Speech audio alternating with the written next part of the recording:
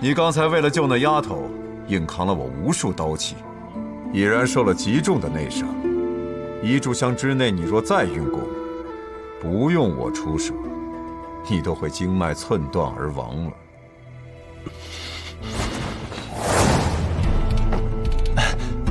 苏公子，屠二爷，苏公子，别老叫我屠二爷了，叫我屠婉吧，你我可是朋友。你抓紧时间调息，我替你争取些时间。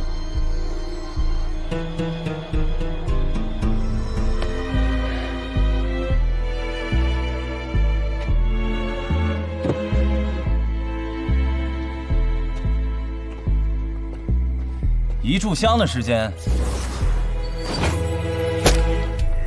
我想试试。你想救他？是，我要救他。就凭你，以你的修为，还不到金刚凡境吧？哼，被小瞧了呀！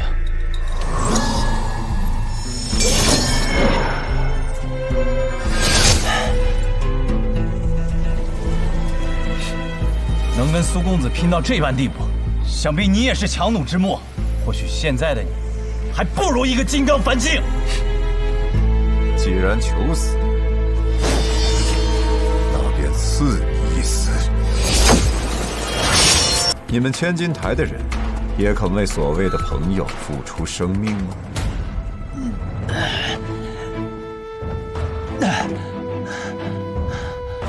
为什么我是屠二爷，就不会为了朋友而死呢？那如果我是屠婉，我会为了朋友而死吗？男人若遇心仪女子，只一眼便可一生不忘，那叫一见钟情；而我们男子，若遇一男子忽觉可付之真心，那叫一见如故。我与苏公子，便是一见如故。好一个一见如故！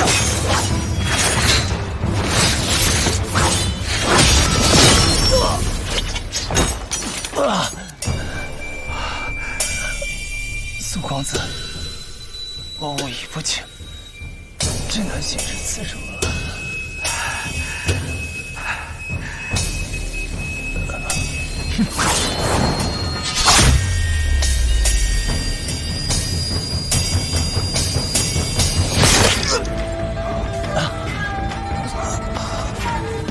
为何一炷香的事情明明还没有到？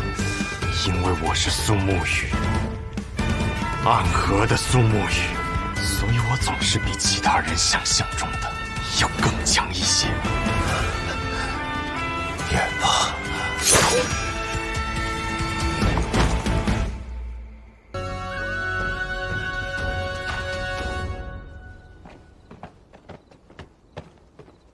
宇哥，怎么回事？是因外出巡诊，发现天启城有世家弟子似乎中了药染之毒，回来时遭人伏击，身受重伤，是我没能保护好身影。莫非是许流云？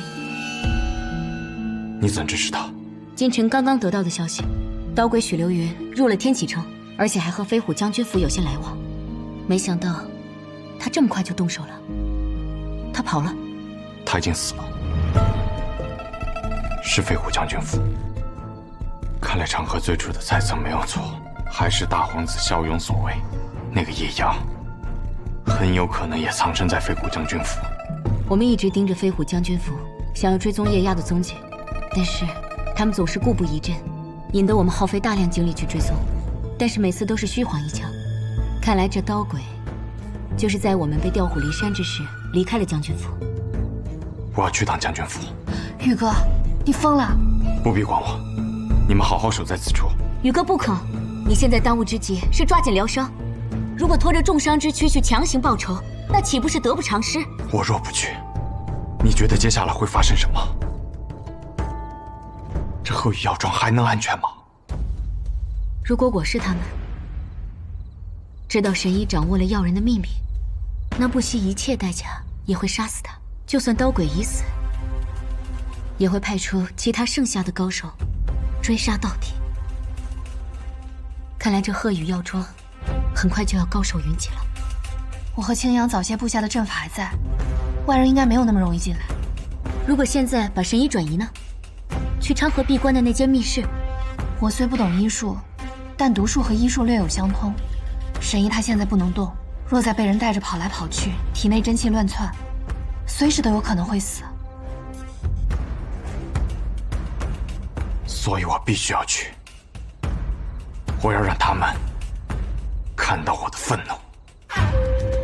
我明白了，你是想告诉他们，白神医已经死了，所以你才会如此愤怒，不顾生死。好，宇哥，我跟你一起去。你留下来保护大家。宇哥，如今昌河闭关，得多依靠你了。好，我和雪薇留在这里。宇哥放心。我中。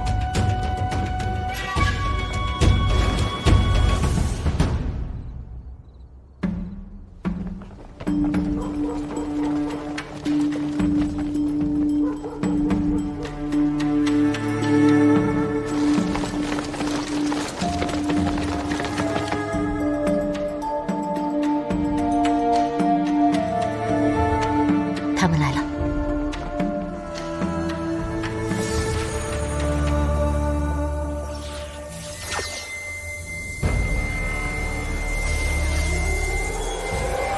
将军！将军！将军！不好了，有人杀到府上了！谁？我。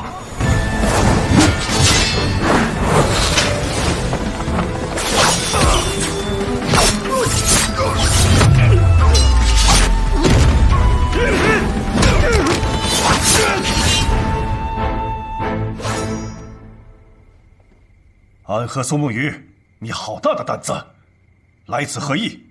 白神医是我暗河请天启的，对我们暗河而言，是最为亲近的朋友。我曾经对他说过，有我在，必能护他周全。可如今他死了，死在了将军请入天启城的高手手上。我要你一句解释。我凭什么给你解释？这是你的选择，而我也会做出我的选择。你知道杀死一个大将军，在我们北离是什么罪孽吗？凌迟夷三族。夷三族。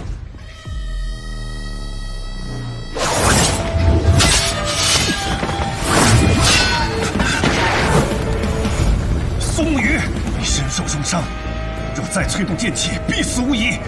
上帝一切自是800罢了，你好好思量下，不要冲动。不要冲动，还是第一次有人跟我这么说。不过这一次，我很想冲动。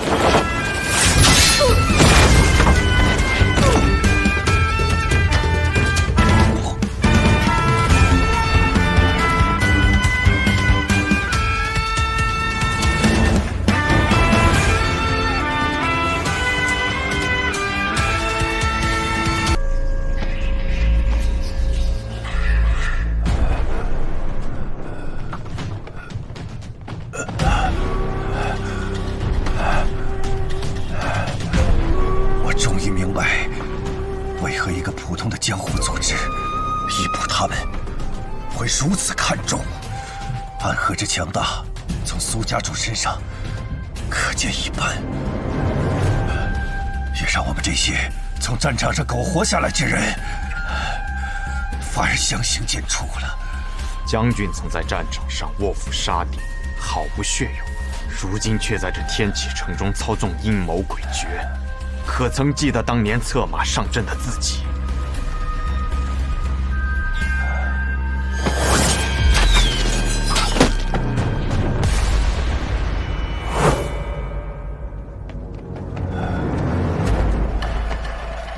谢在也。苏家主，还真是令人失望。看来当时昌河是对的，有些时候就应该斩草除根，一个不留。我很敬佩你跟大家长的勇气，也很遗憾，我没有你们的勇气跟能力。但这是我自己的选择。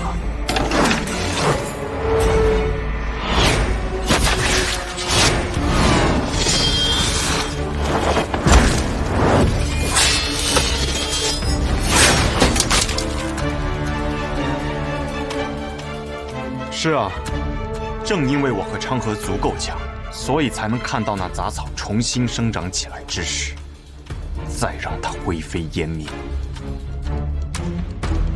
上回一战阔别久矣，你的内力瞧起来深厚了不少，但我也并非停留在原地。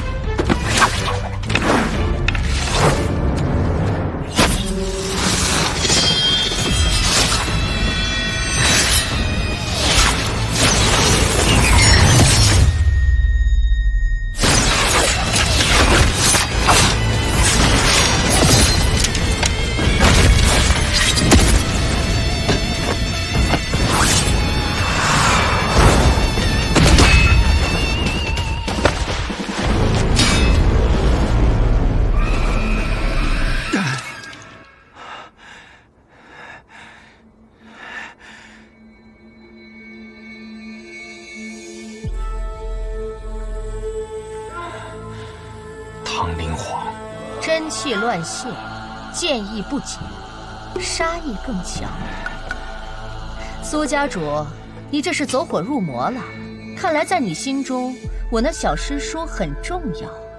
叶妖，我会杀了你。哼，就凭现在的你，方才你中了唐灵皇那一掌，接下来我们无需动手。只需要半炷香的时间，你就会毒发身亡。可你毕竟是苏沐雨呀，是能颠覆暗河和影宗的男人。只要让你离开这里，以后发生什么都很有可能。所以，就死在此处吧。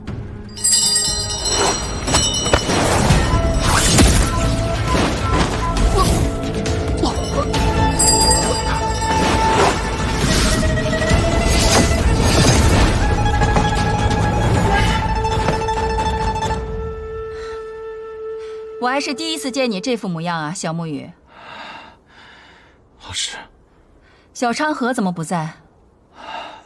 他若是看见你这么狼狈的样子，一定会先大笑几声，然后把这些人都给杀了。你是谁？鬼医夜鸦，药王谷的叛徒。你竟然敢把未来的唐老太爷练成药人，惹上唐门，可不是一件简单的事情啊！杀了他们！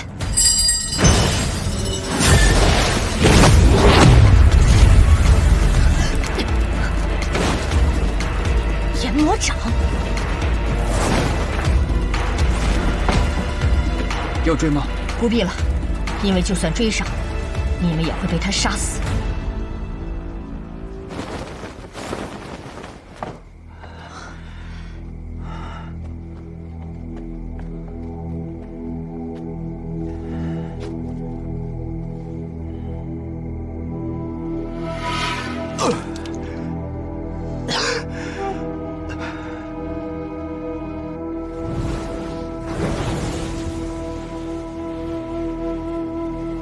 真是狼狈啊，小沐雨。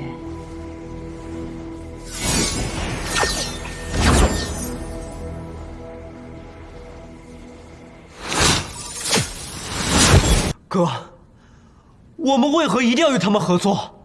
若昨夜我们能够及时出手的话，那么宇哥也许就不会受那么重的伤了呀。你在质疑我？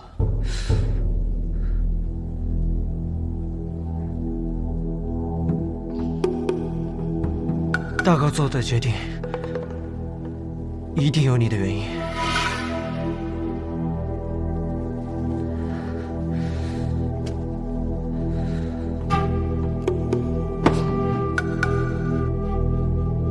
去告诉殿爷，我跟他们合作，仅限于帮助他们对付琅琊王。待我出关，一切自有定局。让他们最好别妄动。明白了，大哥。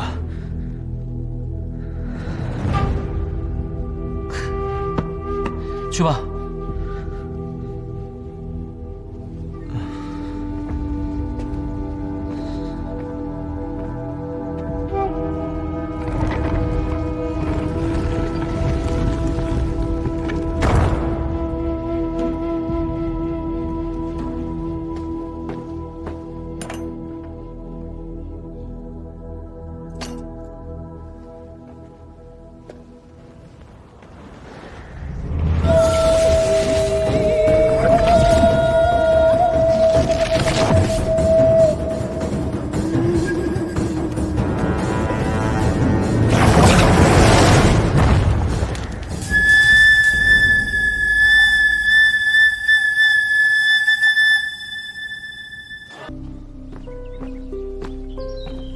看来，王爷对我的到来并不感到意外。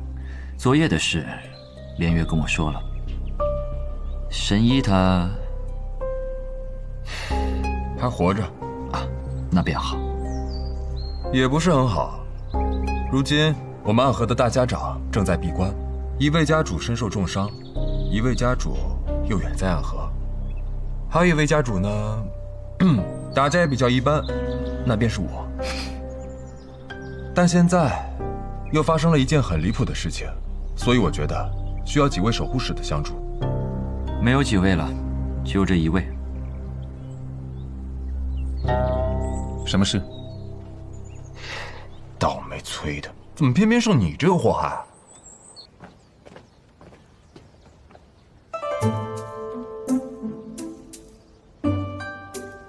就是你呀！你是？穆家毒花穆雪薇，雨墨的好朋友。只可惜现在我身上的毒被去掉了，不然我冲你一挥掌，你就已经死了。他呢，可是来自唐门的天才。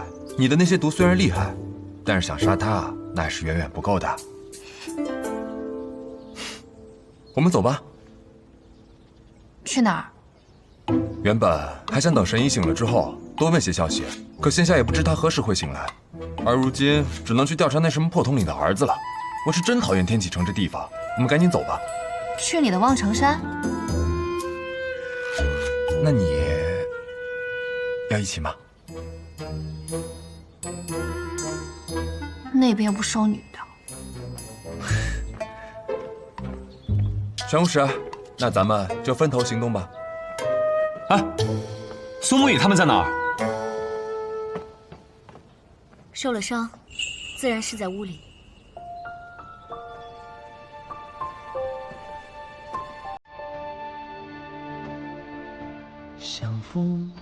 人莫姑娘，我该还你什么？连月公子，听起来倒真像一对璧人。现在不是说这些。现在不是说这些的时候，是吗？那什么时候是？明天？后天？还是下辈子？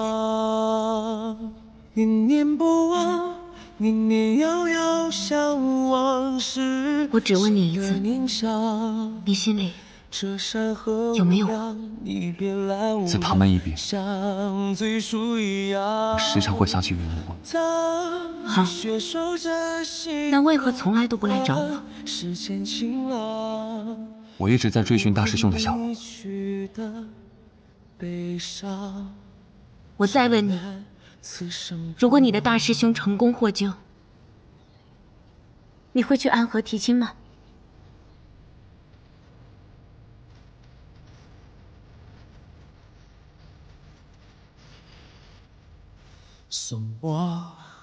我是唐门弟子，也是天启城的玄武使。我若去安河提亲，老太爷不会同意。王爷那边，我问的是你心中是否有我。我问的是唐门吗？是琅琊王府吗？灯火阑珊处是最初目光，一念不忘，永远遥遥相望。我知道了。谁的年少？云梦姑娘，我的本意并没关系，我很开心，至少我知道了你心中有我，但我也很难过。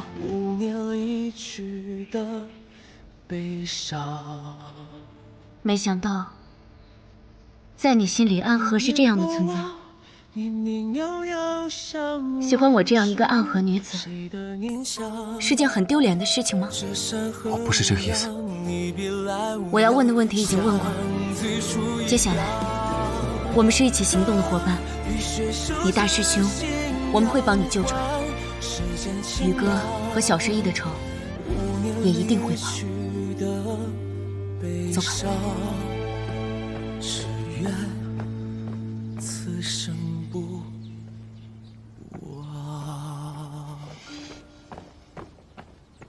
司空长风怎么把你给叫来了？既然来了，不如比上一回。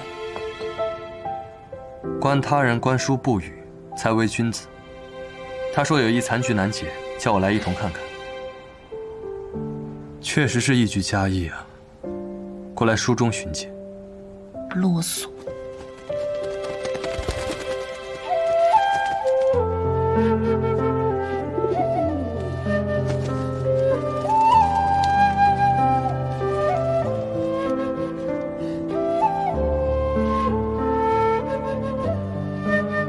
怎么了？我还以为来到你们雪月城苍山之上，便不会有凡事扰心呢。看来人只要活着，无论逃到哪里，都躲不过被打扰的命运。我娘离开天启去助我阿爹了，琅琊王如今身体抱恙，身边恐无人相护。那你是要去一趟天启喽？我虽不喜欢那座城，可如今看来不得不去一趟了。我阿娘只在信中说，若有剑仙相助，则心下无忧。你是不是？哎，且慢，勿言。你娘这在文学上算是夸张相捧的笔法，归根结底，这封信还是写给你的。不如我们打个赌吧，若我赢了，你便去天启，我将上任落水城主藏书借你1月。若我输了，便还是我去，女承母业。赌什么？剑气摘叶如何？苍山多杜鹃，不如我们就比一比，一炷香的时间，你我能摘下多少杜鹃花叶？数多者为胜。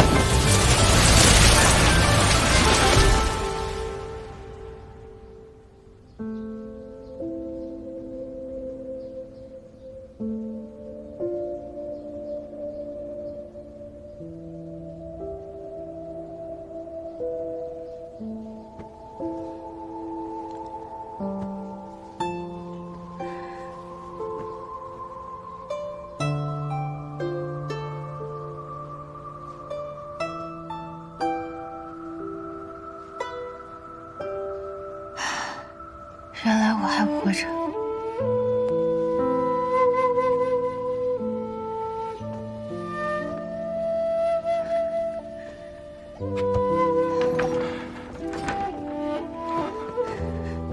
深夜，你醒了，先坐。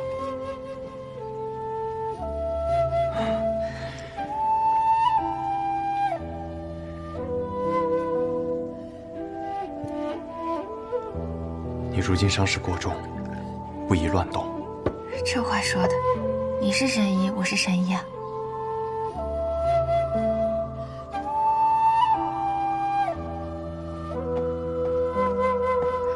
师傅，你怎么可以下床的？你不要命了？你是师傅，我是师傅啊。你们今天一个个说的话，都很嚣张嘛。师傅，你都快死了，还说大话。先喝药吧。我这伤是你治的吧，赵燕？嗯。我方才啊摸了一下我那伤口，包扎的还有待提升啊。弟子无能。无能什么无能啊！我当时受了伤，以为自己必死无疑了。这天启城中想要找到治好我这伤的大夫，可没那么容易。真厉害！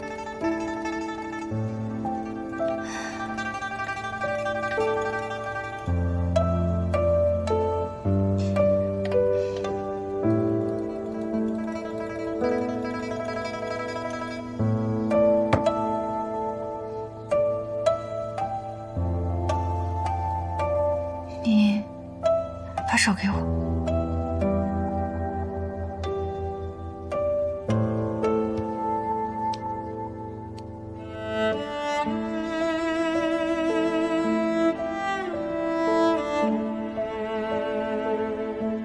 师傅，宇哥为了帮助我们引开那些高手，强行进攻了大将军府，受了很严重的内伤，最近也正在调理。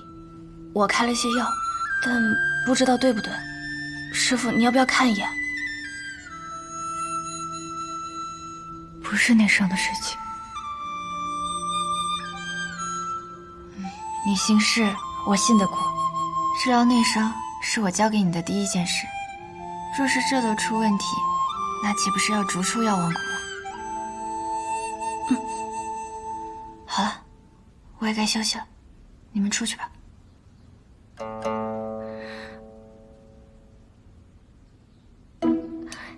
师傅，我们现在住在婉儿姑娘家，她家吧房间比较少，别人都需要住在这里，宇哥也需要休息，所以他也要睡在这里。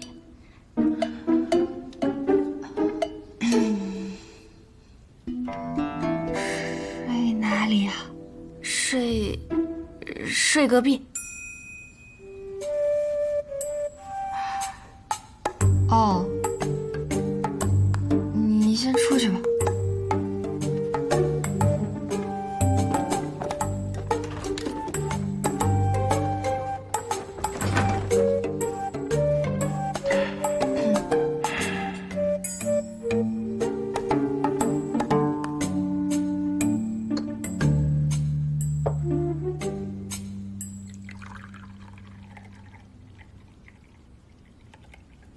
苏沐雨，你是不是有什么事情瞒着我？你现在不再是安和的傀了，也不是无间城中的孤魂野鬼。你有什么事情，你可以，也应当说出来。我方才。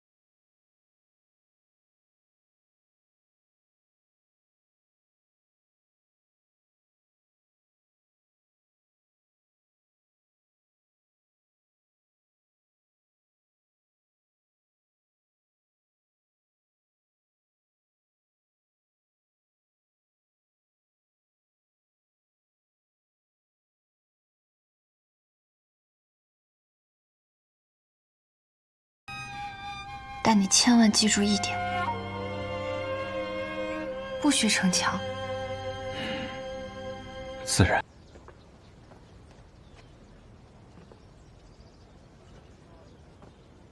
琅琊王殿下，苏家主，苏家主，请放心，我来的路上无人跟踪，没有人会知道你们在此地。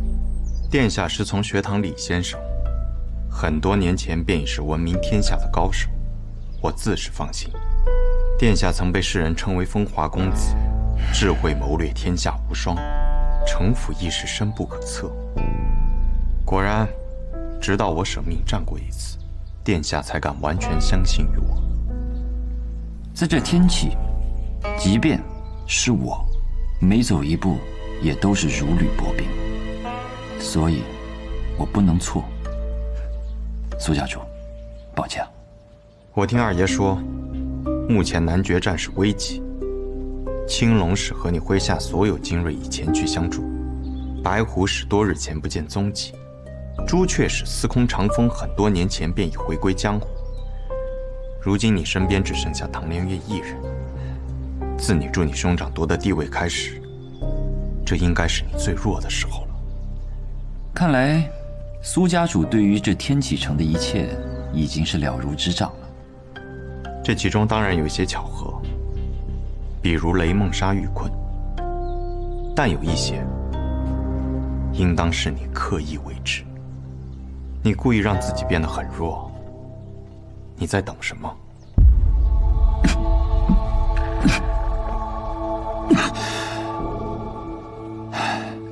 只有当对方觉得我足够弱的时候，他们才会忍不住出手。而我想要的，就是他们对我出手。届时你需要我的帮助。是，因为到那个时候，我依旧会很弱，弱的甚至连我自己的性命都保不住。所以有些事情，苏家主还得帮我。如此看来，我们暗河进入天启的这一步，是不是早就是王爷棋盘上的最后一子？我看不见那么远的布局，不过是顺势而为罢了。但我之前答应你的事，我一定会做到。好。王爷，听闻雨墨姑娘的名字许久了，但今日还是我们第一次见面。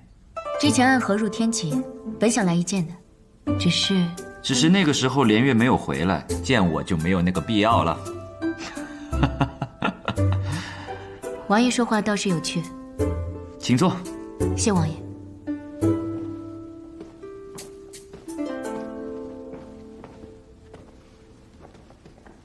我出身学堂，师父当年告诉我们，行走江湖，有趣比厉害更能吸引女孩子的注意。所以当年我们中的每一个都很有趣。连月自小住在唐门，认识我们的时候就已经是现在这副无趣的样子了。而且这么多年我都没能改变他。所以不知道雨墨姑娘到底喜欢他什么呢？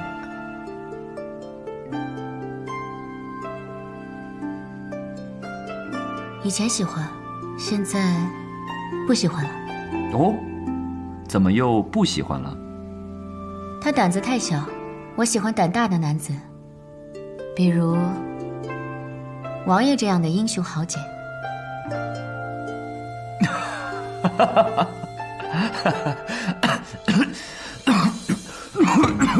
王爷，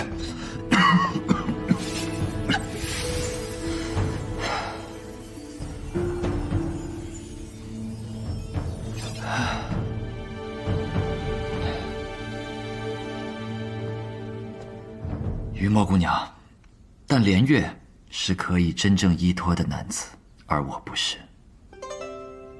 王爷此话怎讲？因为在我认识的男子中，只有连月，是当他确信自己可以给你一生一世的幸福，无论未来发生什么，自己都不会有丝毫的改变，除非他死了。到那时候，他才会付出自己的真心。可其他人，不是。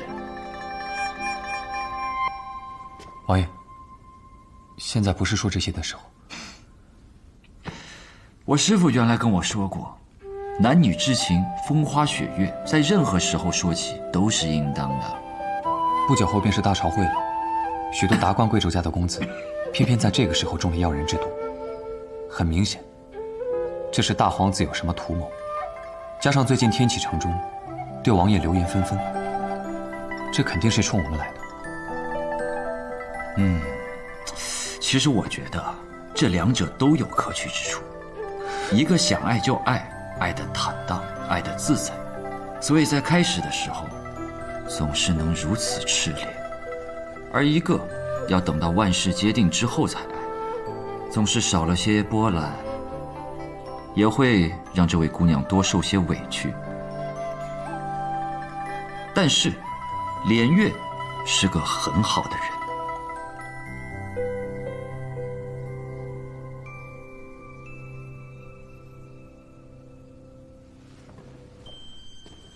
王爷说话，怎么语气怪怪的？好像……云梦，不得胡说。你又知道我要说什么了，那怎么是胡说呢？唉，好像什么？想交代后事是不是？或许我真的在交代后事呢。王爷，罢了罢了。方才你说什么来着？有很多达官贵胄家的公子被下了药人之毒。都是哪家的公子啊？有几个辨出了身份，还有几个没有。那你回来干什么？去找啊，把他们一个个都找出来，统一保护起来，再想这解毒之法。但是要记住，所有的这些行动都要尽快完成，不然等到大朝会的时候，他们的父兄齐聚天启，情况就不妙了。或许会发生更糟糕的事。明白。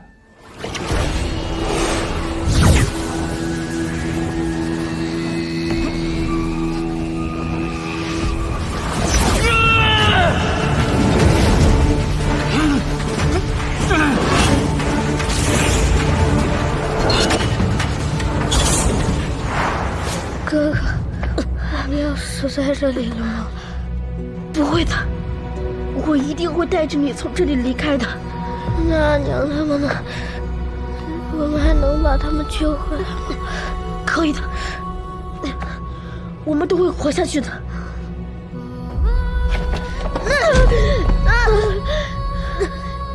哥哥，朝林，没事吧？哥哥，你走吧，不要管我了。我流了好多血，我活不下去了。不，走吧，走啊！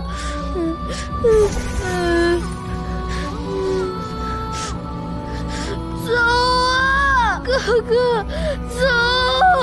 你走啊，哥哥，走！朝林，哥哥。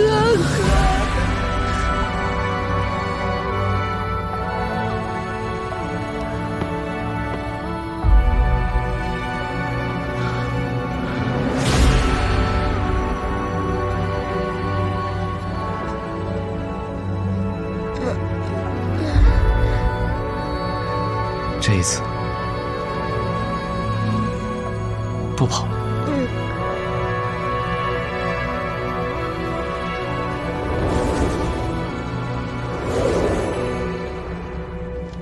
无知小儿，前来赴死！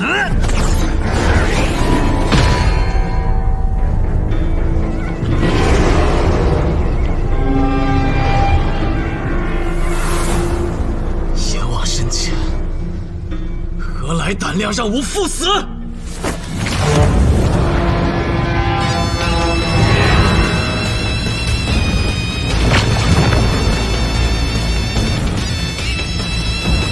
渔网深浅，就算阎王也得退避三舍。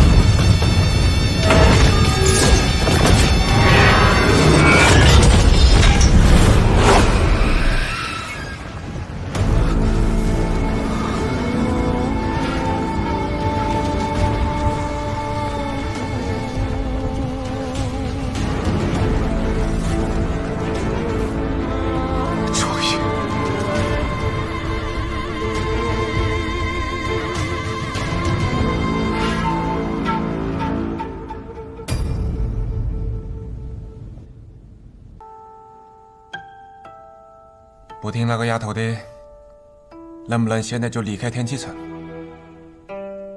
如果可以，我希望哲叔能将神医带走。天启城这些事，由我和长河来解决。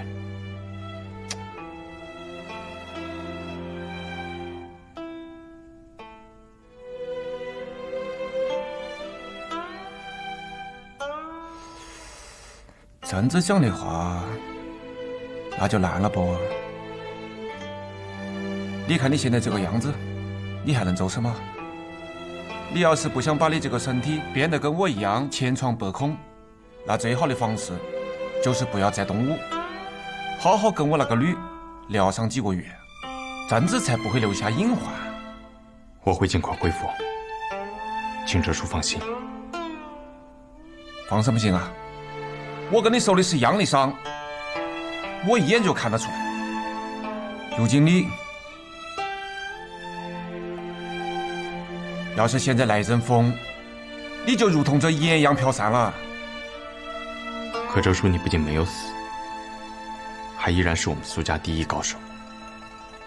我比你清楚。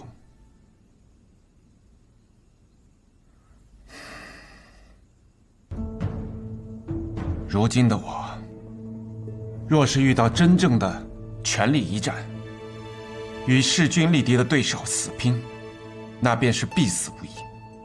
这是我当年受的重伤所留下来的隐患，如今就是新百草在，也治不好我的伤。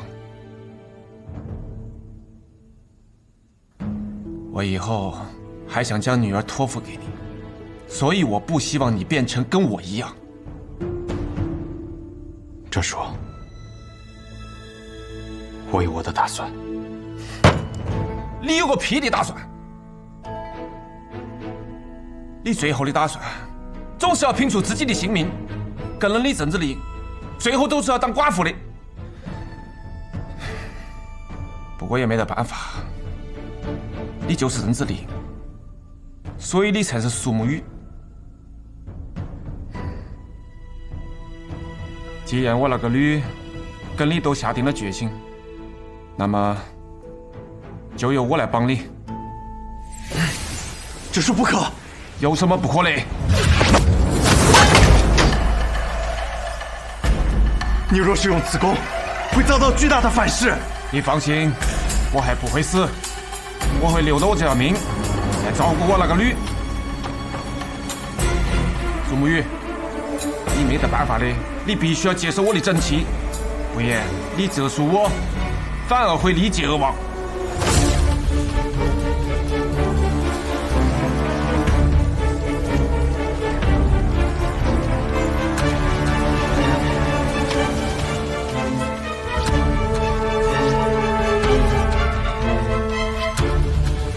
苏沐雨，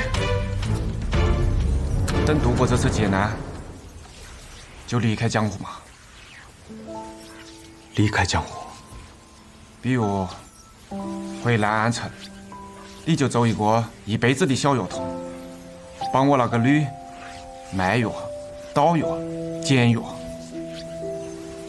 待到日落时分，你再去做一碗难吃得很的面，然后我那个女啊，一边骂到你，一边把那个面吃了，你呢就不好意思，于是第二天一早就去买了桂花糕。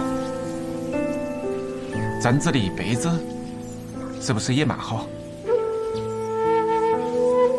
我总不能一辈子做面都很难吃吧？哼，你也觉得蛮好吧？我可以住在南安城，安然度过一生。可安河的子弟们呢？若放任他们散入江湖，总是会在某一日死于无人之处吧。是个有责任心的男人。我相信哲叔当年也是很有责任心的。毕竟你是前任的魁，而且你出身自本家，本应该继任大家长之位的。曾经是吧？那个时候，我一腔雄心壮志，只想有一天能够名扬天下，好好争一争这天下第一。后来呢？后来，我遇到了爱情，便只想到仗剑天涯，远走高飞。什么暗河，什么天下，都不如在这星空之下仰望群星。你呀，真是不如我。看来我苏哲才是这天底下最好的男人。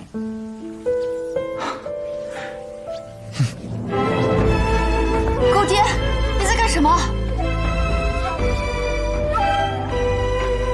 这应当是神鬼涅槃功。传闻中，有人受了极重的内伤之势，便可以以命换命。虽经过改良，传功之人并不会致死，但是也会遭到极大的反噬。这是为了苏沐雨，真是倾尽全力了。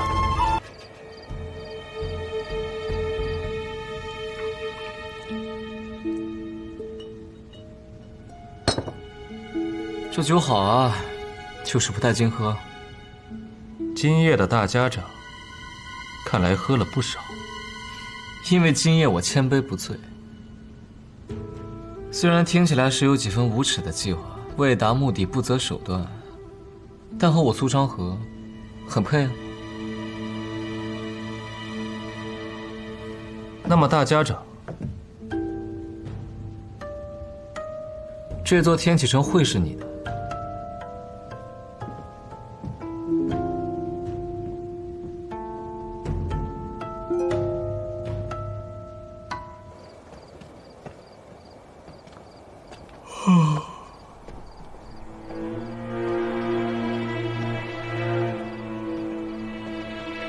大哥，你自出关之后，好像变得不大一样了。混属，我才出关多久？这同时间长短没什么干系，便是觉得你好像瞧起来更难以琢磨了。是因为阎魔掌吗？方才那木老头说……不必担心，我自有数的。你大哥，我什么时候骗过你？骗过啊。你说你找了个好去处不愁吃喝，结果我便来了暗河。那还不是怪苏沐雨那家伙。不过你啊，都那么大个人了，怎么还同小时候一般，絮絮叨叨的，忧心忡忡，不知何时才能独当一面。但也无事，只要你大哥在一日，你就一直站在我身后也没关系。那么，我们现在要去找宇哥他们吗？不去了，也别告诉他们我已经出关了。今夜我就好好走一走这天启城。大哥，这一切真的不用跟宇哥讲吗？他不会同意的，我自有我的计划。苏沐雨，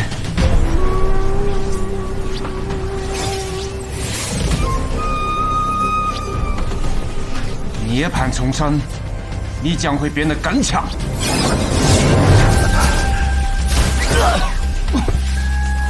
狗爹！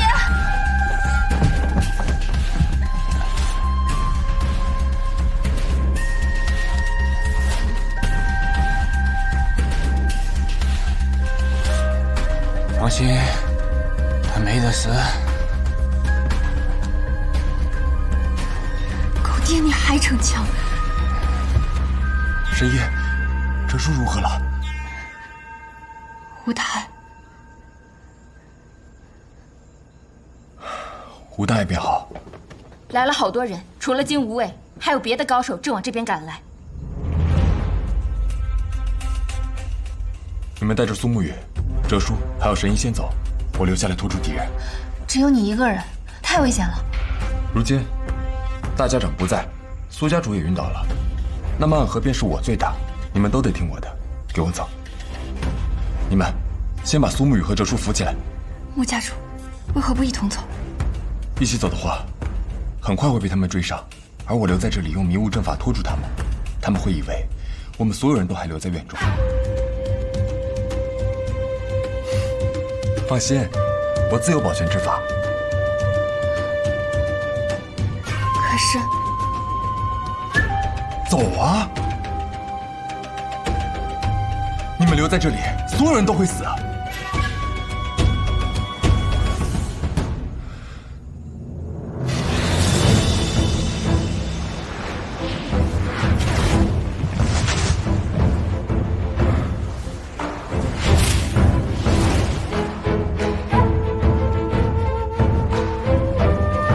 你怎么还不走？因为你说过，你的阵法配上我的用毒，才是天下无双。错了，是我配你，才是天下无双。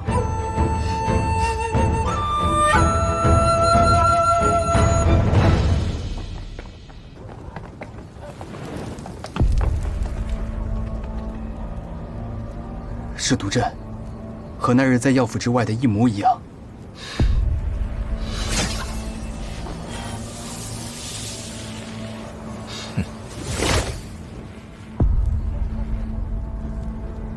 看来暗河这代穆家也有着令人敬佩的年轻人呢。穆叔公，你可有办法破阵？交给我吧。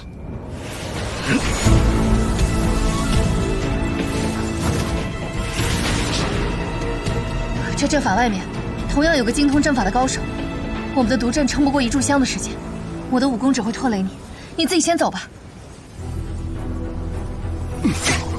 不如我们来补上一卦。若是桃花面，那便说明我们能顺利离开这里，赶在雨末之前办星落月影阁的第一场婚礼。若最后是见面，那便说明我们只能一起死在此处。来生再求重逢了。什么婚礼啊？都这个时候了，你不要胡闹了。来！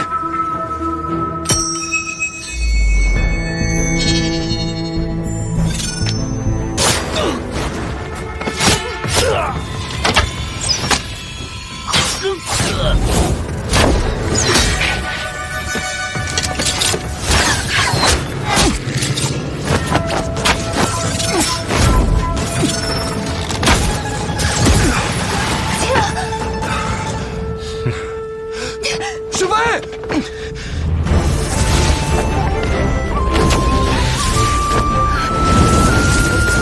是3000剑，似毒浴火成障。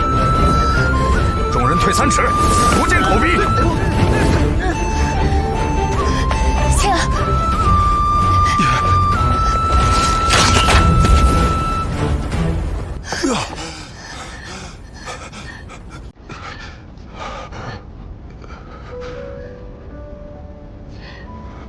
你不许死！你若是死了，我就不答应你在星落月影阁成婚。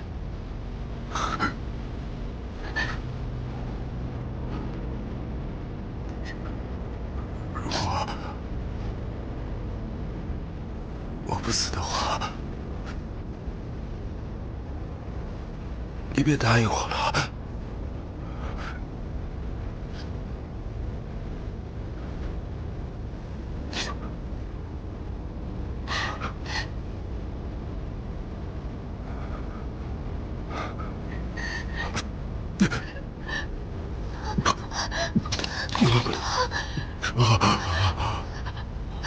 青阳，青阳，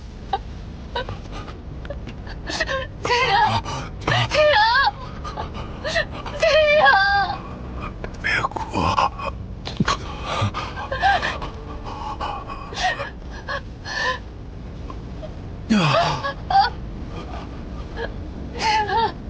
别哭。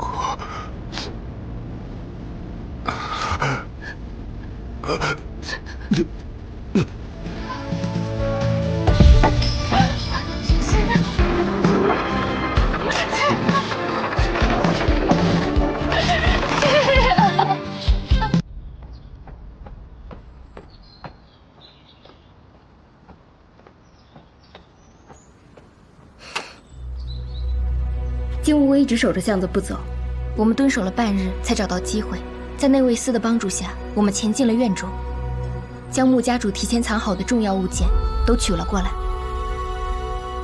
还是没有找到尸体。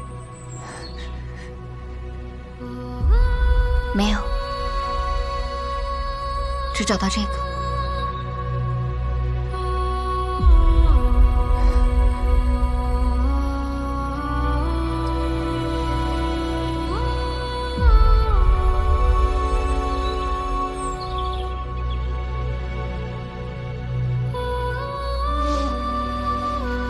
让门外那些内卫司传信给琅琊王，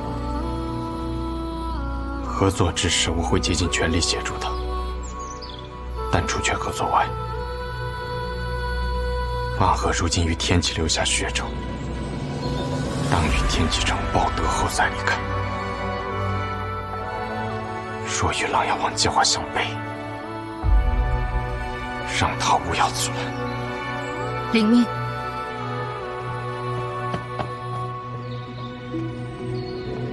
怎么回事，宇哥？到底是怎么回事？我刚才从婉儿姑娘那里回来，发现整个院落都被烧毁了，而且回来的路上，里里外外都是内卫司的人，是不是发生了什么？所以那处据点被发现了，我们遭到了夜袭。当时哲叔刚用神鬼涅槃功为我疗完伤，我们无力一战，只能暂退。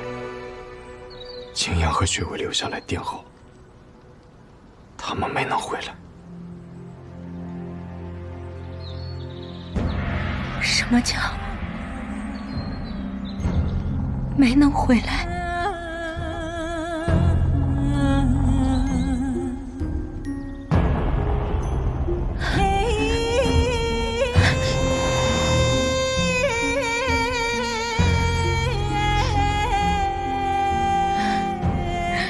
宇哥，曾经的我们，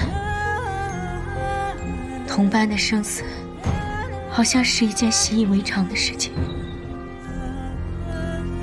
但现在，真的一切都不一样了吧？前往彼岸的路上，我们究竟还会失去多少同伴？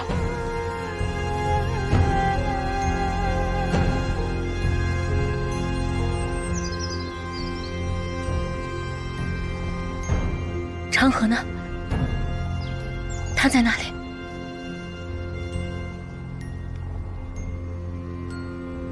我已经让萤火他们去唤他回来。如今不是闭关的时候了。宇哥，大家长已经不在密室中了。不在？也就是说，他明明已经攻城出关了，却没有立刻回来找我们。他去哪儿了？宋玉，他有过这种擅自行动，却没有告诉过你的时候吗？记忆之中，只出现过一次。哪一次？当初昌河要杀大家长，夺取绵龙剑之时。是否大家长另有打算？大哥，穆家主和雪薇死了。大哥，听到了。可如果我们要是在的话，他们就不会死。我们是暗河，是杀手，生死对于我们而言，本就是朝夕之间的事情。所以在大哥心中，我们暗河的子弟，仍然还是所谓的杀手吗？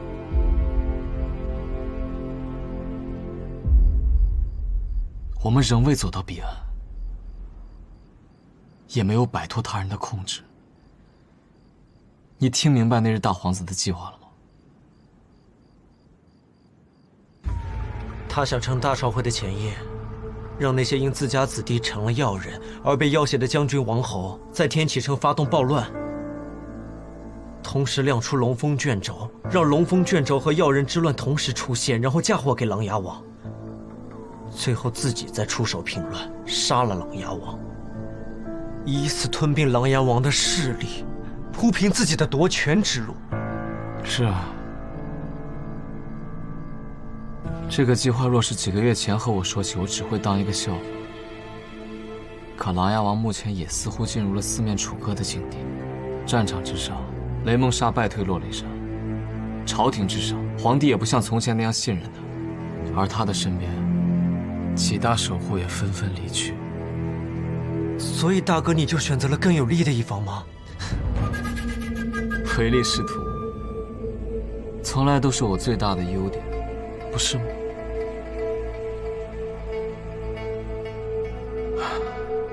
只是这让天下都震颤的琅琊王真的会这么弱？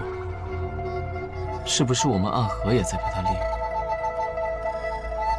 大哥，你的意思是，琅琊王他在示弱？长林，让我一个人待一会儿。你去逛逛这天启城吧，因为我们也要马上就离开了。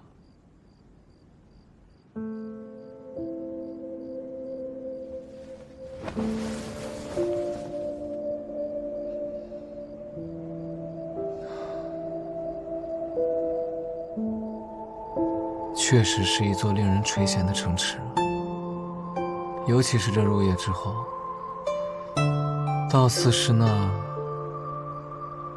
天上什么来着？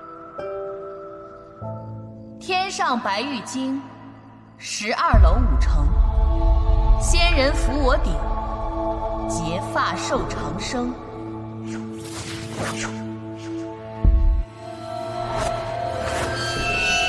天启城到底是天启城，独自一个人坐在高楼上看着月亮，结果一个转头就碰上了一位剑仙，雪月剑仙李寒衣。你要再敢动一下，我的这把剑恐怕就要见血了。雪月剑仙为何来天启城啊？那大家长又为何来天启城？我们可是为了同一个人而来，琅琊王。大家长锋芒愈盛，几日之后若有机会，再试一试高下。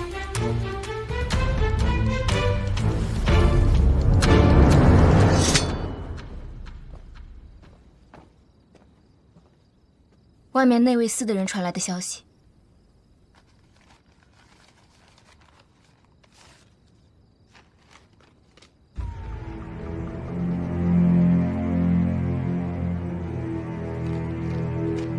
放心，苏沐雨既然答应了，他必定会全力以赴。这一次，是我连累苏沐雨他们了，所以他们要做的事，我们要做的事，都一定要做到。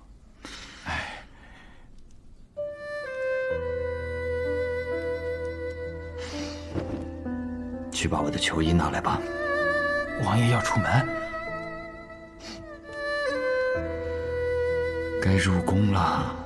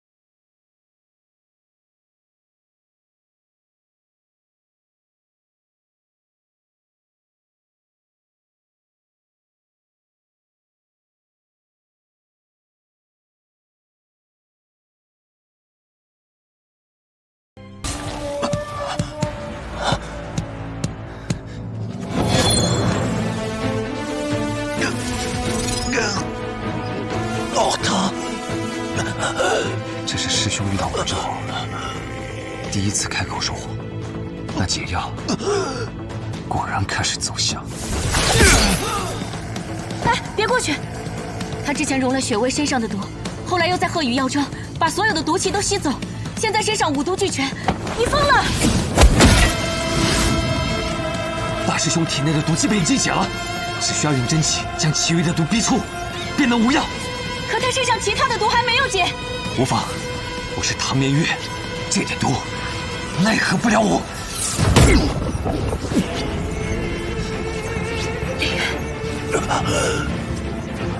连月，师兄，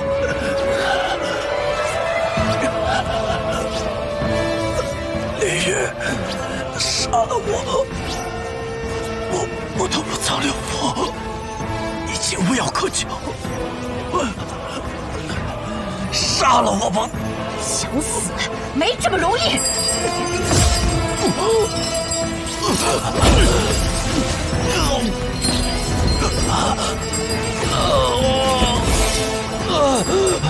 唐连月，如果毒物进入屋内，所有的人都会死。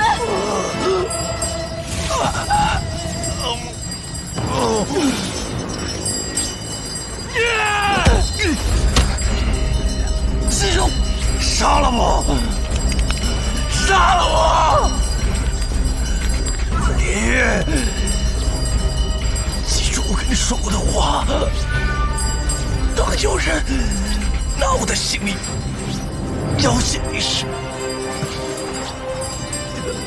不悲观，向前冲！啊！听见了吗？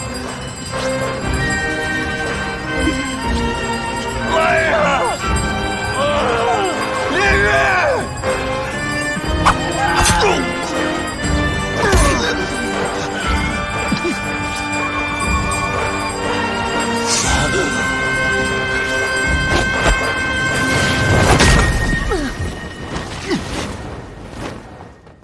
永茂，真是对不起啊，连月。唐门，以后就拜托你了。用一双眼看世间的缺，一缕风将身为命吹灭。请你当下我这场的女子，你要好好珍惜她，她是幸运。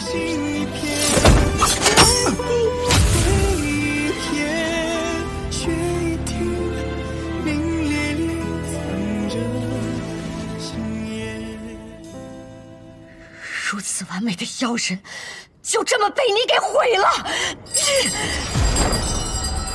这三位之前亦是接近逍遥天境的高手，可惜不如你师兄天资卓绝，可以炼制金身药人。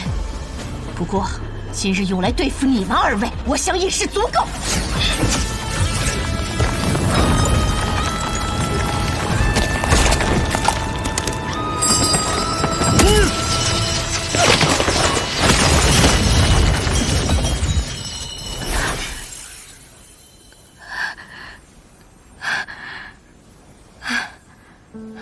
永茂，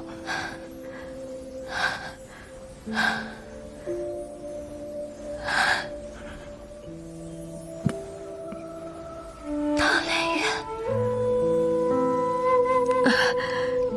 我最后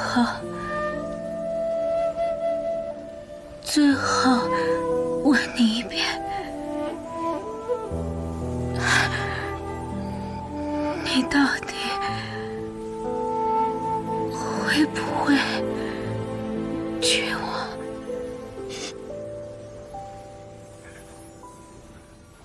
会的。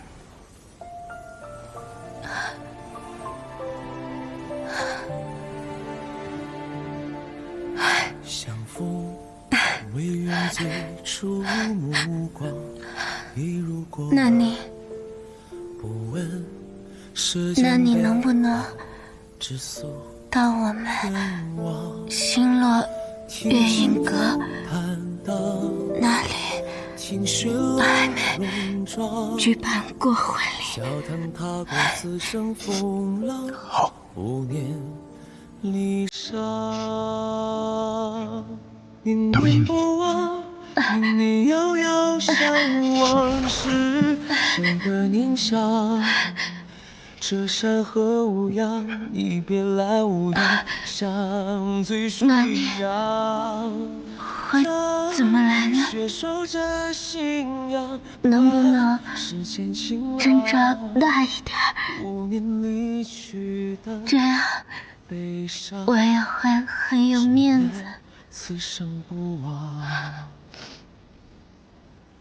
毕竟之前都是我在追赶你，在宇哥他们面前有些丢人呢。岁月如常，为你留着心里半生安和汹涌，愿望，亲爱真砒。向往着离殇，我会踏着红色的凤凰来去。灯火阑珊处时，最初目光，念不忘，年年遥遥傻瓜，这世上哪会真的有凤凰啊？你别来无恙，像醉酒一样。雨雪守着心阳换世间情郎，5年离去的悲伤。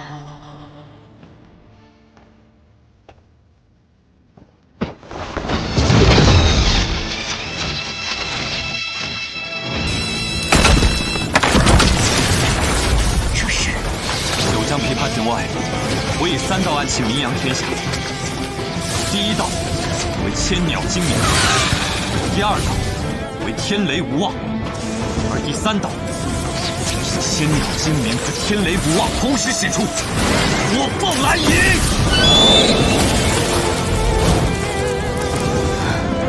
这是。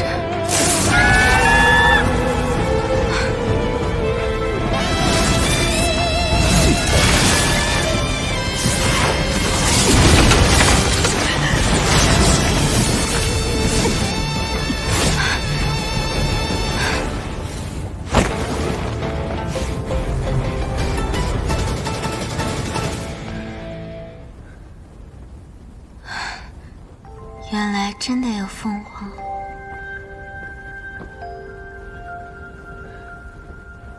我带你走。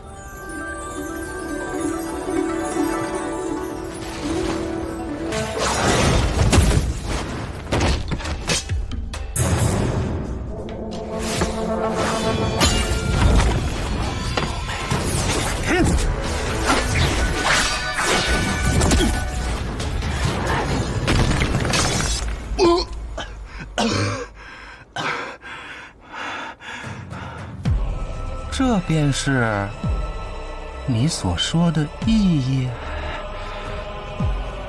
是，蚍蜉撼树，不自量力。你想要杀我，实力还不足够。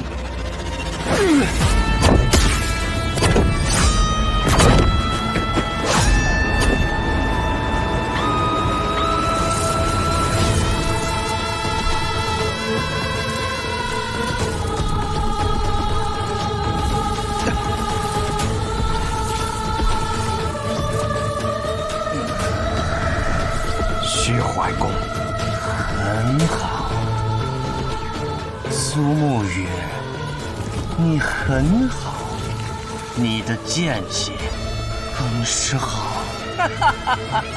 你想吸走我的剑气，助自己再次破境。苏家主很聪明，若非此刻为敌，或许我愿意交你这个朋友。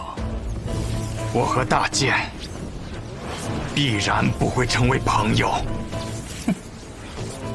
于黑暗之中苟活的杀手，倒有与之不配的骄傲。我们身处黑暗，却心向光明；而你们立于光明之下，却陷入自己内心的阴影之中。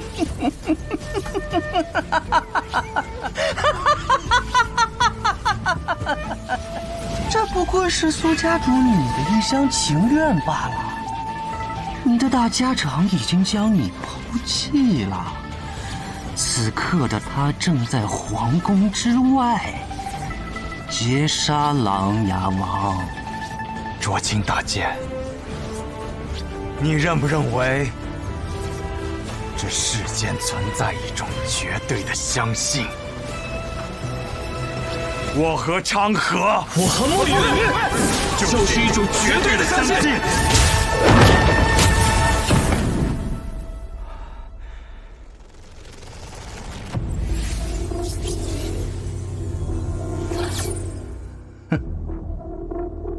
大家长，是我，暗河的大家长，你卓青的送葬师。原来这才是你的目的。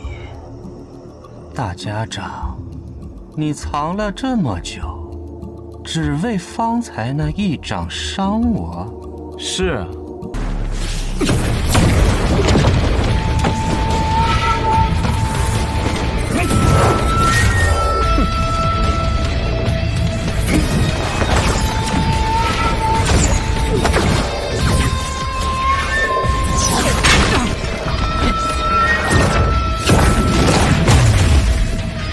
这便是阎魔掌第9重。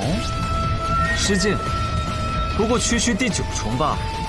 今日我就要你的功力来喂养我的掌，我要入第10重。你想借我之力入神游玄境？可惜你的第9重阎魔掌是违禁。是，的确是违禁，但那又如何？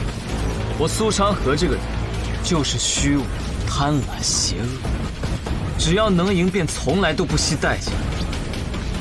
6式阎魔掌，赐你入轮回。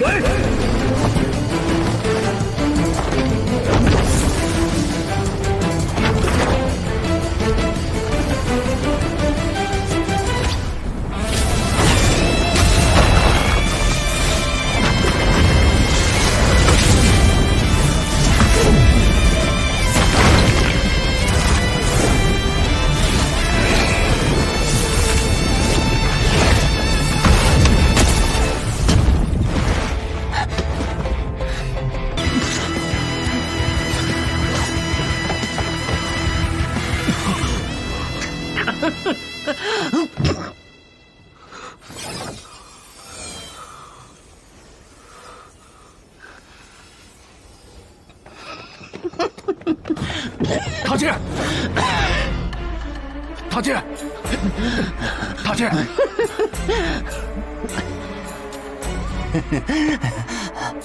杀了他们。好。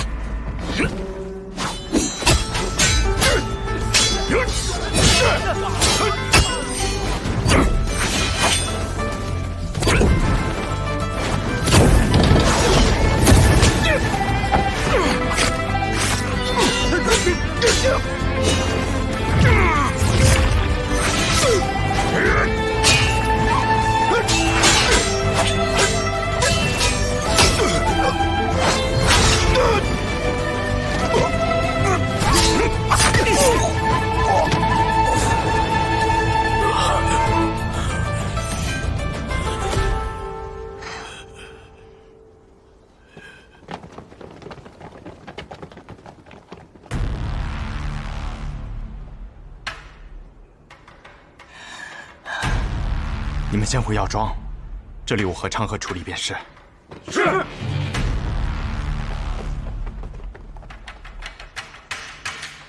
结束了，宋沐雨。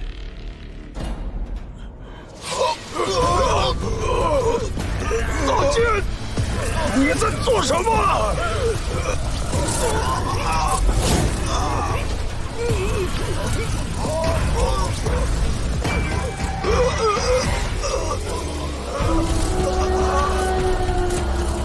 你们虽然武功不济，但毕竟每个人都深藏几十年的内力，反正免不了一死，便将身上的内力都给我，让我重回那半步山崖。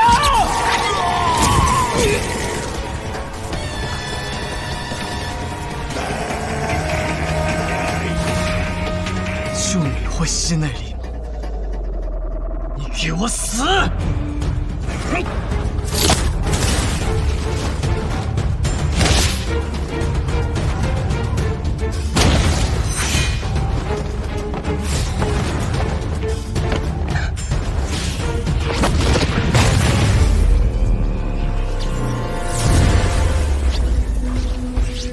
我修习虚怀功的时间久矣，被我吸取功力的人不知凡几。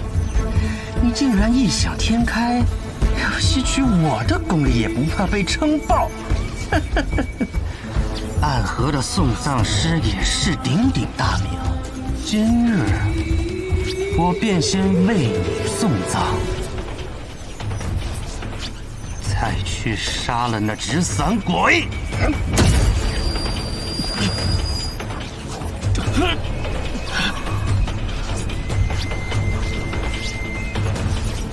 苏墨雨，你先走，我拦住他。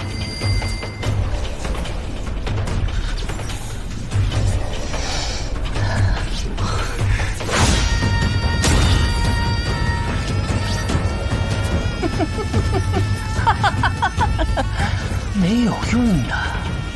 虚怀功和炎魔掌同出一源，一旦开始吸取功力，就无法停下了。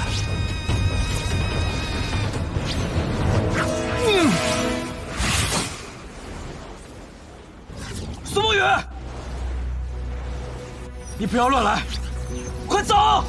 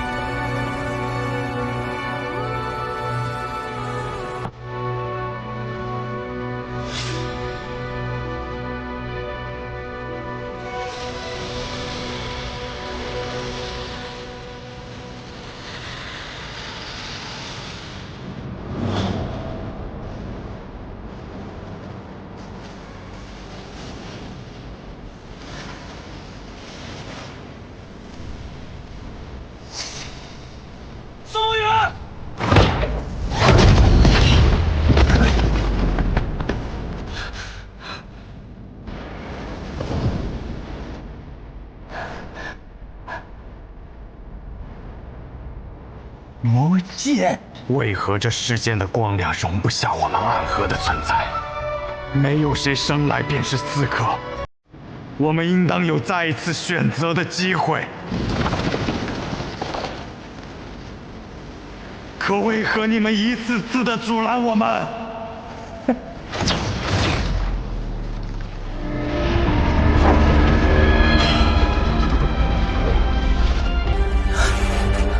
苏沐雨，用这门剑法，你会死的。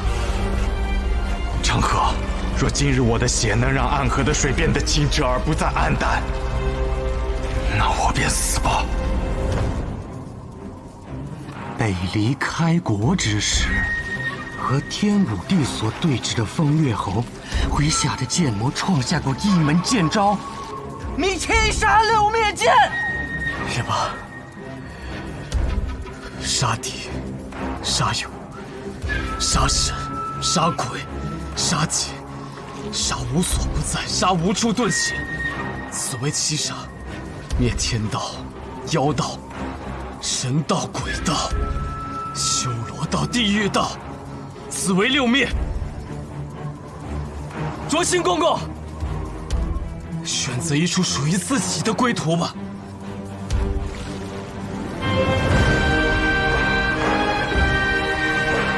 你的最强一剑，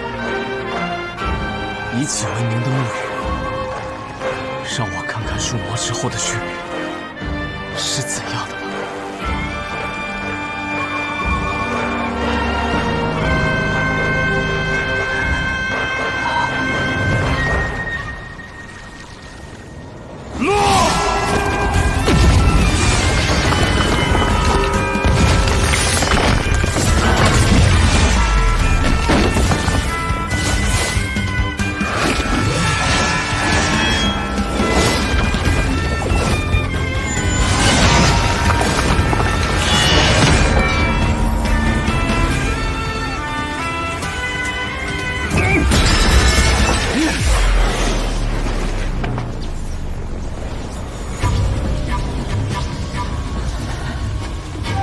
这一招我拦下了。这老太监怎么这么强？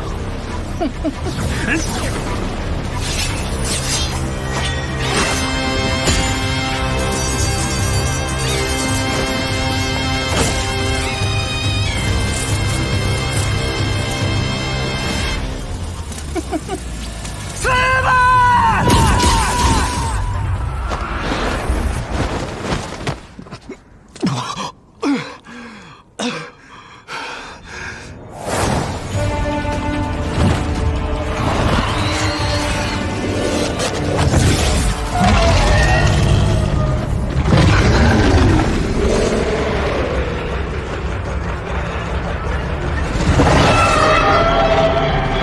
苏雨，我把剑给你带来了。何宇，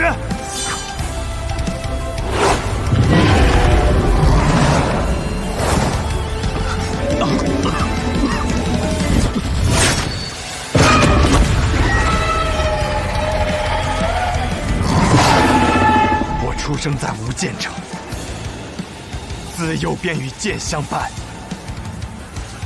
我见过世间至强一剑，用剑为过去的家人报了仇。今日只要我的剑在手，我便能为他们，为我现在的家人，开辟一个未来。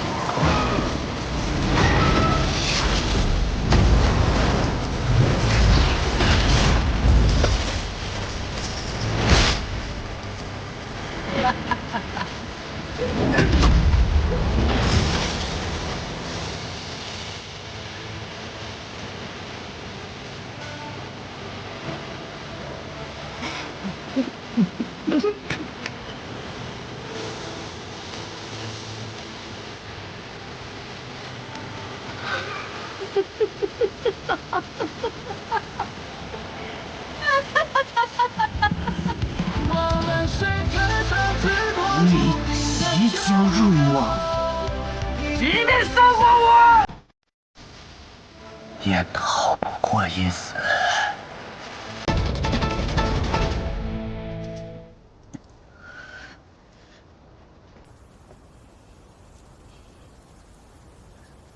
把这个服下。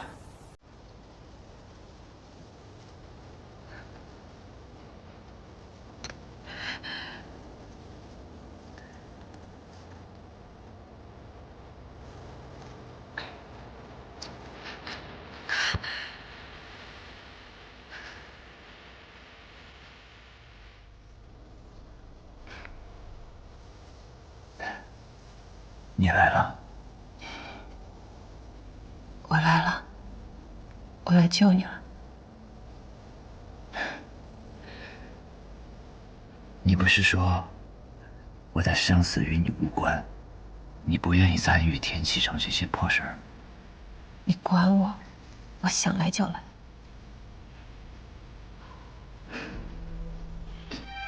当年我们杀入泰安殿的那一年，可比今日凶险多了。你不是也没来天启看一眼？那一夜，我早就到了天启城了。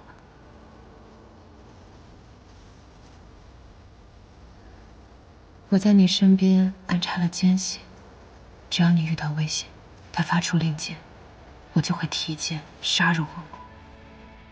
管他什么秦王、景玉王、泰安帝，我若提剑而出，那你就得跟我走。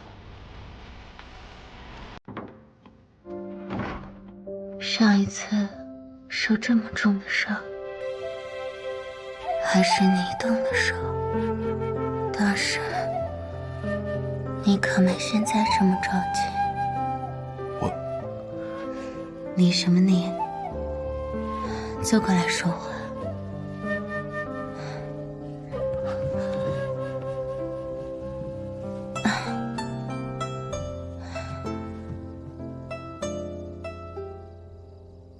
还是像个巨嘴葫芦。以前我总讨厌你，什么都闷着不说，但是现在我发现，原来喜欢一个人，除去言语，还能在行动和眼神中表明。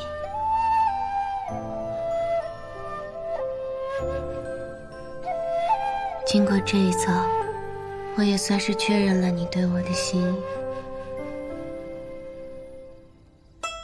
想想看，居然能拿下堂堂玄武使，也是死而无憾了吧？不会死，也不许死。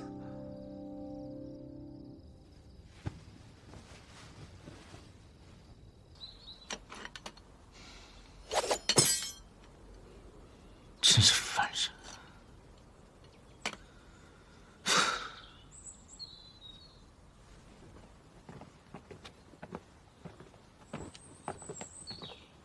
他到了。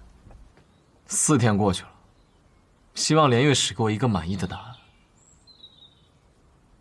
首先，卓清大剑死了吗？我当时确定已经重伤他，但他应该还保留一丝气息。本来我想最后补上一招，但当时出了一些状况。后来我去找他的时候，他的尸体已经不见了。我们推测，应当是被他的徒弟景轩带走了，但是死是活，暂时也没有答案。罢了。好，第2个问题，筹谋这一切的大皇子萧勇会受到什么样的惩罚？那夜的天启谋乱，飞虎将军典业已经认下了所有的罪责。你们的陛下就这么算了？还是说，琅琊王根本就是个摆设？自然不会。萧勇也自知，无法这么简单从这场谋乱中抽离出来，所以上书请罪，认为典业犯罪，自己也有过错，便于青天剑禁闭，放弃皇子身份，终生不涉党争。只是如此吗？琅琊王呢？他认可这个结局吗？王爷不认可。他上书参了大皇子，并附上了大皇子参与谋乱的证据。但是第2日，陛下就准了萧勇的请求。王爷进宫求见，陛下并不见。那封龙凤卷轴还没有找到吗？没有，似乎已经有人先我们一步拿走。那位似乎就此事继续展开调查。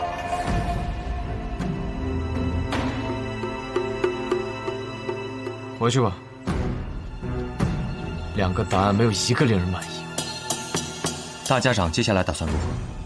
我等苏沐雨醒了再说。他醒了我就听他的，毕竟天启是他决定来的。他醒不了，我会拔刀杀人。萧勇要死，琅琊王也要死。走吧。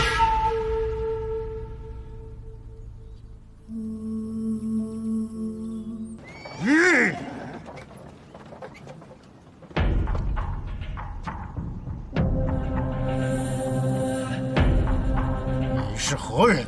来此送葬，为你身后之。大胆！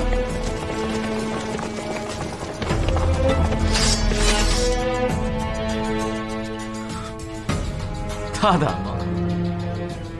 我有一个好朋友救下了你儿子的性命，可你身后的这个人，却又夺走了他的性命。我不该来此送葬吗？是你们，可是他已经请罪入了青天剑，陛下下了圣谕准予，如今他的性命只归天命。我即是天命。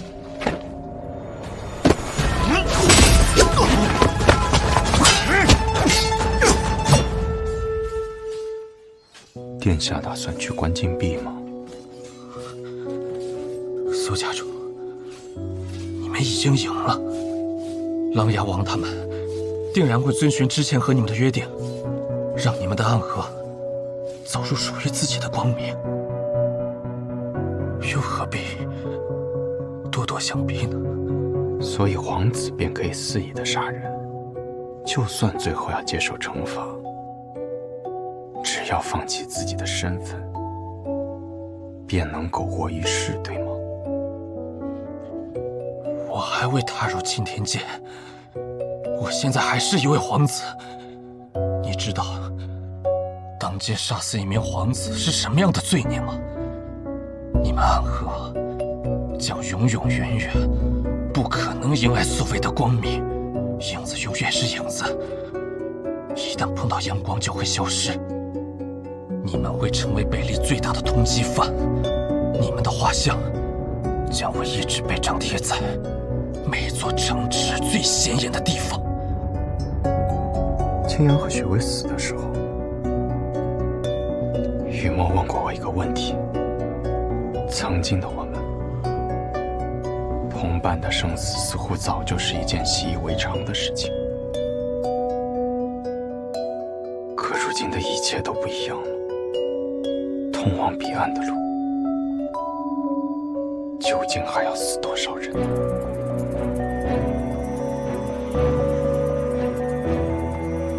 我有我的选择，为神医，为青阳，为雪薇，为每一个因你们操控而死的同伴复仇。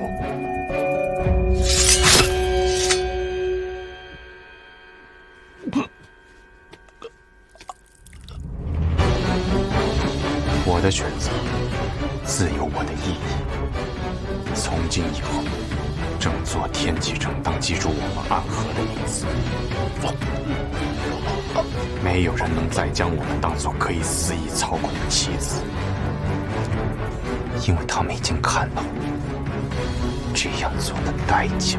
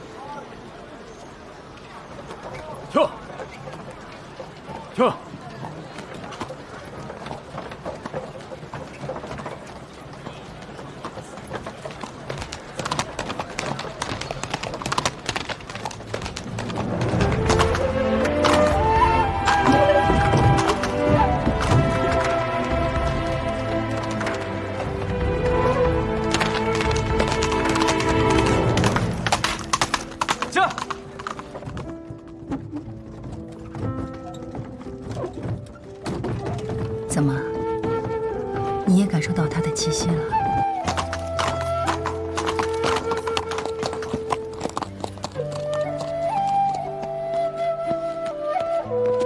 在干什么？没什么。这。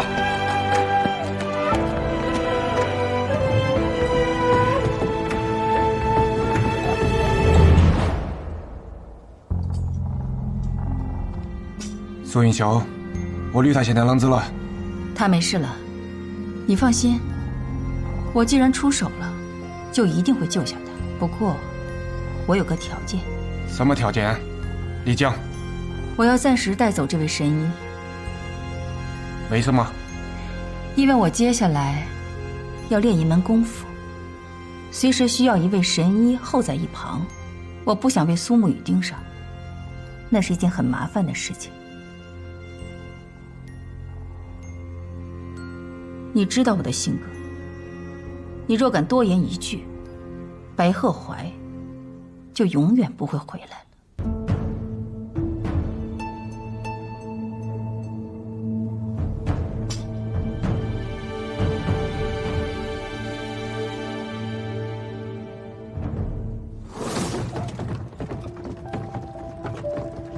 你说，苏沐雨未来会变成什么样子呢？真是令人好奇呀！在看到了无限接近光明之后，又坠入永无止境的黑暗。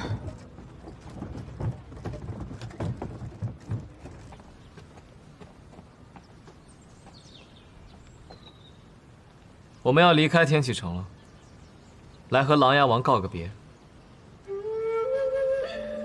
或许你们不该杀死萧勇，此事有很多种解决办法，可你们选择了最无法挽回的一种。别人都说我是个疯子，我这兄弟其实也是。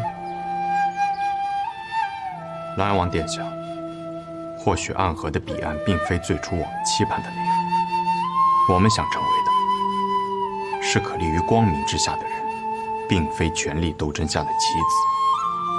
萧勇若去了青天剑，在国师启天辰的浮沉之下，很难再寻机会。可萧勇死了，很多事情会变得很麻烦。或许在从前，暗河立于黑暗之中；或许在未来，暗河仍无法行走于光明之下。可至少在此刻，我们拥有属于自己心中的正义，而在这正义之中，骁勇当死。下次若再敢拿我们当棋子，可休怪我们成为下棋者。我和昌河会回到暗河，以后会走属于我们自己的路，彼岸终会到达。无论过程有多艰难。好，那希望我们再会的时候，不会是敌人。可我们也很难成为朋友吧？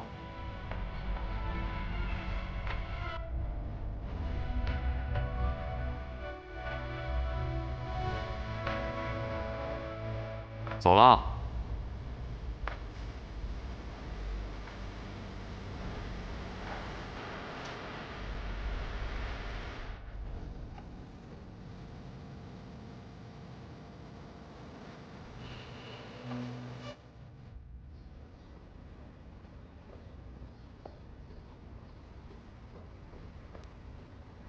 国师，大皇子萧勇在来青天剑的路上被人给杀了。谁动的手？我只见过其中一人，当年来过青天剑之外，被国师您一道皇符给打退了。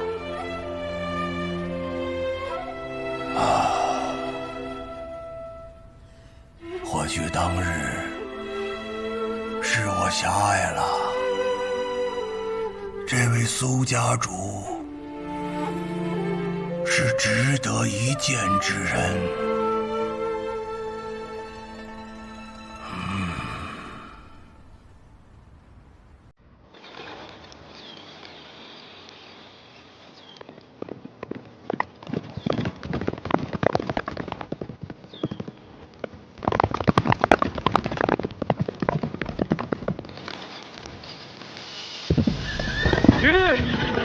鱼，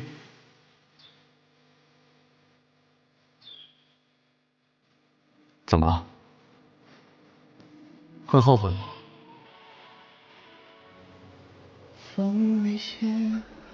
我们努力了这么久，可那一剑之后，还是回到了原点。琅琊王帮不了我们的，他马上就要死了。他想在死前为自己在意的人铺好路，可是他所在意的那些人，要走的却是和我们截然不同的路。这天启城的大乱才刚刚开始。不过，想和我们暂时没有关系。的世界有难舍的执念，兴许将自己丢却。还好有爱爱人间半年月，曾有一极地地狱，可见光明。